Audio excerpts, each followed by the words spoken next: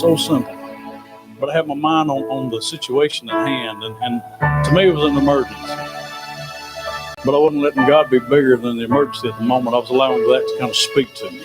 And it was speaking loudly. And I was listening instead of that still small voice in there saying, hey, son, I got this. I got this. And we tend to blow things up and get it a whole lot larger than it should be because our mind and our focus went there. And it's how the enemy comes in and just wants to throw stuff at us. But God's greater than the emergency we face. God's greater than the emergency we face. The thing that we got to get to is a part of where we see who we are and the kingdom of which we represent. And in a movie, so much further in life. This is going to be a year of a lot of change. We've got a lot of things that God's been stirring in our hearts and in our spirits, and I get to preach here in a minute.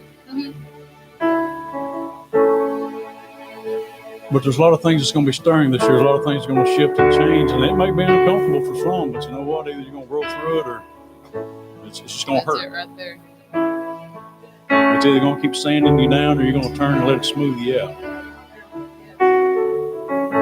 And we got some things that's going to be popping up this year, and as we get to it, we'll shout it out to you. But I want to drop this in on you real quick. I want y'all to remember this little deal, Focus 5.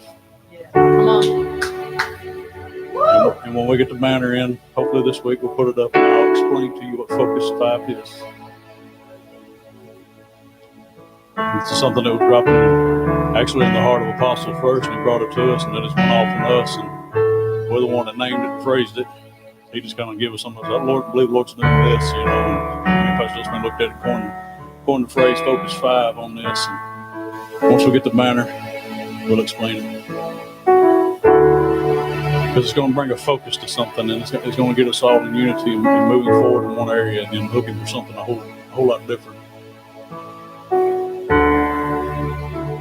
But guys, we're moving this year. We're moving in a whole different area. We're going to be moving spiritually in areas that a lot of us have never been yet, or some may have tapped into just a little bit. And it's going to make the flesh uncomfortable. Oh, yeah. I'm kind of like Jesse Duplantis. I'd rather look like a fool for Jesus than a fool for man.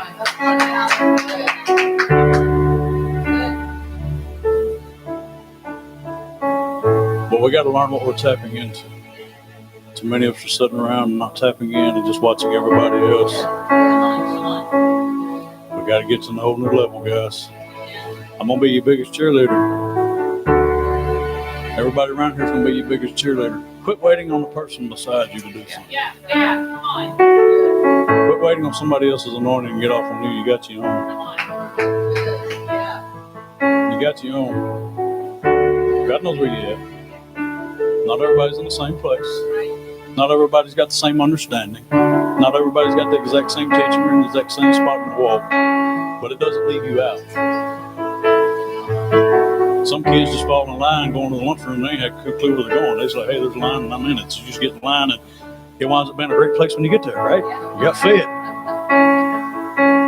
And sometimes you just fall in line. You may not understand it completely, but you just know, hey, we're going somewhere that's good. Just get in line. You ain't got to understand the whole thing. You ain't got to understand the full process of what's happening, but you'll get it. But understand the things of God are here to help you, to help grow you, help make you better, help make you a totally different person. But you got to allow Him to do it. Amen. We got to go for that walk. I'm going to let Sarah get up here and receive tithes and investments, and I'm just going to keep going.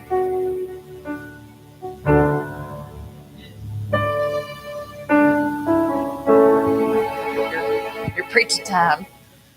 I'm a little bit more short than everybody else tends to be on the tithing part and the investing part.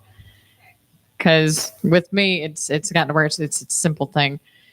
But this morning, it just popped up in my head, harvest. Now, we always talk about how our tithe and our investment is our seed. But we kind of just leave it at that. We don't really think about it. And what happens when you want to plant something? First, you got to till the ground. Then you got to actually do the planting part. Then you got to make sure there's water, there's sun, and enough shade. then you can reap your harvest. So we always talk about we're planting our seed and the monetary, we're planting it. But what are we expecting from it? It's supposed to be our connection with God. But what are you expecting from it? Are you just kind of throwing it in there and just a hope so and a maybe? Are you expecting something on it? Are you calling out? Are you speaking faith on it? And I'm just guilty. Because things arise. And I've actually had my pastor tell me, you need to call on that connection. You've got that seed already in the ground. You've got that connection with the Lord. You need to call out on it because that is your connection. That's your tie. So that's just a little something I want to leave with y'all. When you are tithing, investing, and even your offering, expect something to produce. Something in your life, something that you are wanting something to come to pass. Expect something. Not a hope so and a maybe. Expect. Start putting your faith on it. Just like when my babies are sick, I don't pray with a hope so and a maybe. I pray with an expectancy that my babies are healed. God already called them healed. He's already called all of our needs met. He already knows. We just have to have that expectancy. Not wavering in it. So with that, I'm going to declare over it. And Lord, I praise you and I thank you for the things that you have put in our hearts, Lord.